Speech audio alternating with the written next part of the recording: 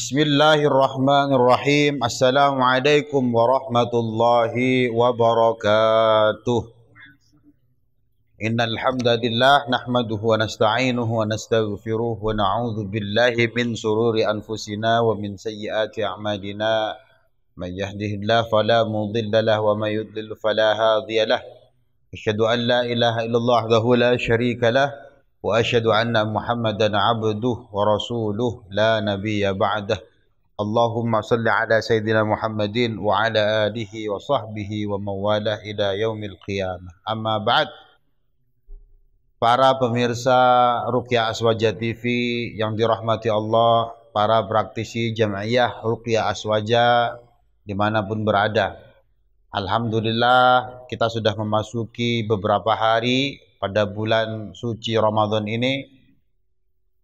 Hendaknya hal ini kita syukur kepada Allah Subhanahu wa taala karena kita telah berhasil melaksanakan kewajiban. Semoga syukur kita ini ditambah oleh Allah taala dengan kesehatan, dengan nikmat kesempatan ibadah dan nikmat keimanan. Ma'asyiral muslimin, para pemirsa, para praktisi Jam'iyah Ruqyah Aswaja pun dimanapun berada, ada satu atau dua ayat yang bagi saya ini menarik, khususnya bagi pergerakan para praktisi Jam'iyah Ruqyah Aswaja terkait mendakwahkan Al-Quran. Kalau kita lihat misalkan pada surah An-Nahl ayat 65, di situ Allah Subhanahu wa taala menjelaskan sesuatu yang mudah untuk difahami siapapun, sesuatu yang mudah untuk difahami bahkan oleh non-muslim sekalipun. Allah Subhanahu wa taala berfirman, a'udzubillahi minasyaitonirrajim, wallahu anzala minas sama' ma'an fa ahya bihil ard ba'da mautiha inna fi dzalika laayah liqaumi yasma'un. Allah Ta'ala menjelaskan, Allah itu menurunkan air dari langit. Wallahu anzala minas sama' ma'. Allah menurunkan dari langit air, yakni air hujan. Karena Allah menurunkan air atau hujan dari langit ini, maka efek yang ditimbulkan adalah fa'ahya bihil ard ba'da mautiha. Maka tanah atau bumi yang tadinya mati menjadi hidup. Yang tadinya gersam, di situ tumbuh berbagai macam tanaman. Nah, hal yang ini karena sebab hujan, maka akibatnya adalah bumi menjadi hidup, tanah menjadi hidup. Kata Allah Ta'ala, inna fi dzalika laayatan liqaumi yasma'un. Di situ ada tanda-tanda kekuasaan Allah bagi orang yang mendengarkan. Para ulama menjelaskan kalimat yasma'un pada ayat ini bermakna yafhamun, paham. Orang yang paham dengan kalam ini, orang yang paham dengan kebenaran akan mudah untuk memahami sebab akibat ini. Sebab air hujan turun dari langit, akibatnya adalah bumi menjadi hidup. Namun yang menarik, dengan kalimat yang bisa dikatakan mirip-mirip, tapi redaksi yang berbeda, seolah-olah ini adalah perumpamaan. Pada ayat sebelumnya, yaitu surah An-Nahl ayat 64, Allah mengatakan, wa ma anzalna 'alaikal kitab illa litubayyina lahumul ladzi ikhtalafu fi wa huda wa rahmah liqaumi yu'minun. Kata Allah Ta'ala, kalau tadi Allah menurunkan hujan, sekarang Allah mengatakan, ini pada ayat sebelumnya ya, bukan selanjutnya. Jadi saya menggunakan semacam terbalik, 65 dulu baru 64.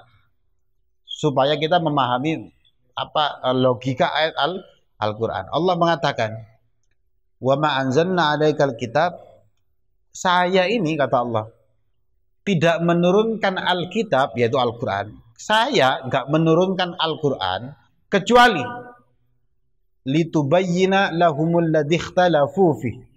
Pertama, sebab dari saya menurunkan hujan, maka yang terjadi adalah litubayyina lahumul ladzi ikhtalafu fi. agar kamu, ini kalau tafsirannya, agar kamu wahai Nabi Muhammad dapat menjelaskan kandungan Al-Quran terhadap apa-apa yang membuat umat ini menjadi berselisih, ada ikhtilaf. Jadi kalau ada perselisihan dengan adanya Al-Quran ini, maka ada penjelasan. Jadi fungsi Al-Quran adalah bayan. Yang kedua, saya tidak menurunkan Al-Quran kecuali Al-Quran ini adalah akibatnya adalah hudan, menjadi petunjuk, warahmah, dan menjadi rahmat, menjadi kasih sayang. Nah, kalau yang ini, kata Allah Ta'ala, ini dapat dipahami bahwa efek dari turunnya Al-Quran, dia dapat menjadikan orang itu faham karena sebagai bayan. Karena diturunkan Al-Quran, orang itu mendapat hudan, mendapat hidayah, mendapat rahmah, mendapat kasih sayang. Ini hanya diperuntukkan inna fi dzalika la ayat liqaumi yu'minun. Hanya yang hal semacam ini hanya diperuntukkan bagi orang-orang yang beriman, bagi orang-orang yang percaya. Nah, jadi yang menarik para pemirsa, para praktisi Jamiah Ruqyah Aswaja dimanapun berada, kalau surah An-Nahl ayat 65 dan ini diperuntukkan bagi orang liqaumi yasmaun, semua dapat paham. Hujan turun, bumi menjadi hidup. Hujan adalah sebab, bumi menjadi hidup adalah akibat. Pada ayat sebelumnya Allah Ta'ala memberikan perumpamaan yang mirip-mirip.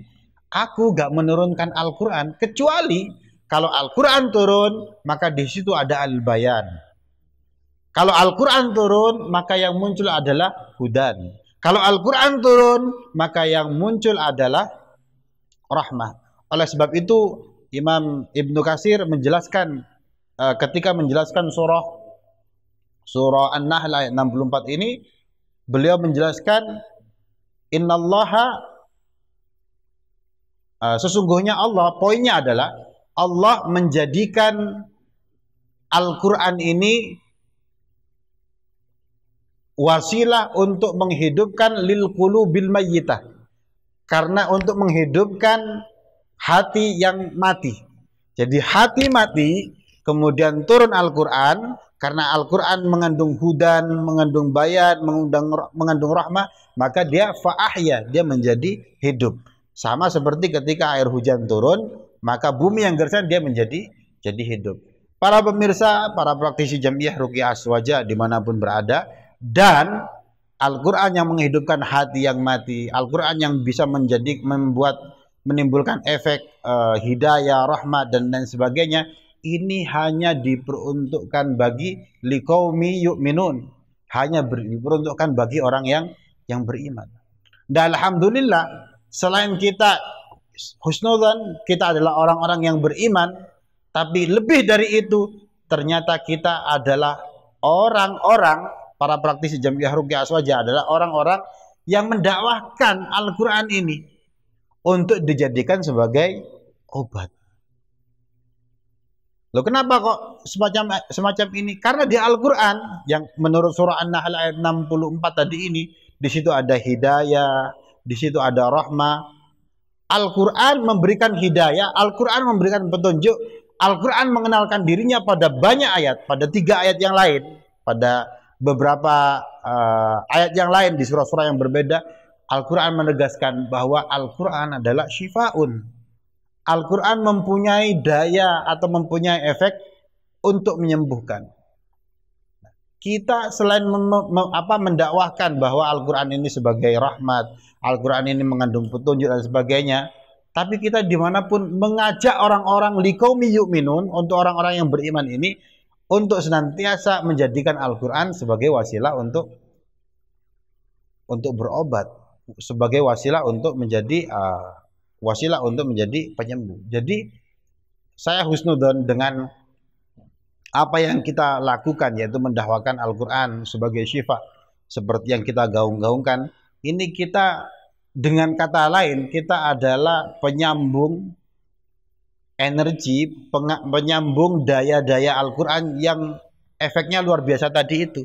Di situ ada bayan, di situ ada hudan, di situ ada rahmah. Energinya Al-Qur'an luar biasa, namun kemudian kita sebarkan kepada orang-orang liqaumi yu'minun, untuk orang-orang yang beriman. Oleh sebab itu, karena kita husnudzon, Allah Subhanahu wa taala menjadikan kita sebagai penyalur daya syifa, daya rahmah Al-Qur'an ini, maka saya berharap, saya dan kita semua, saya dan jenengan semua berharap apa yang telah kita lakukan ini diridhai oleh Allah Ta'ala, dan kita senantiasa diberi kekuatan oleh Allah Ta'ala untuk terus memperjuangkan apa yang saat ini sedang kita lakukan, yaitu mendakwahkan Al-Quran sebagai syifa. Ma'asyiral muslimin, para pemirsa, para praktisi Jamiah Ruqyah Aswajabun dimanapun berada, kiranya ini saja. Semoga apa yang saya sampaikan bermanfaat untuk kita semua. Semoga satu atau dua ayat dari Al-Quran ini kandungannya bisa menjadikan bahan bakar bagi kita untuk senantiasa semangat dan senantiasa diridhai oleh Allah Subhanahu wa taala. Mohon maaf kalau ada kata-kata yang kurang berkenan. Wallahul muwaffiq ila aqwamit thoriq. Wassalamualaikum warahmatullahi wabarakatuh.